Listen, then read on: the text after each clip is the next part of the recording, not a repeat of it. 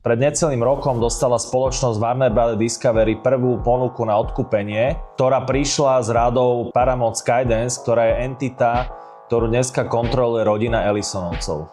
Larry Ellison ako zakladateľ Oracle, ktorá je jedno z najhodnotnejších firiem na svete, posadil svojho syna do vedenia tejto spoločnosti a ponúkol niekoľko ponúk Warner Bros. Discovery na odkúpenie. Avšak Warner Bros. Discovery a jeho CEO David Zaslav tieto ponuky postupne odmietali, až do hry došiel ďalší hegemon mediálneho priestoru Netflix. Nakoniec pred niekoľkými týždňami sa Netflix dohodol z Warner Bros. Discovery, že ich odkúpi kombináciou akcií a cashu, ktorá ohodnotí túto transakciu na $27,75 na akciu. Netflix má záujem iba o streamovacie aktíva spoločnosti Warner Bros. Discovery, to znamená, že tá lineárna televízia, tie klasické televízne stanice ostanú pre akcionárov alebo budú spin-offnuté, to znamená, že predané ďalej. Do tohto súboja aj napriek tomu, že Netflix sa už dohodol a finálne podpísal dohodu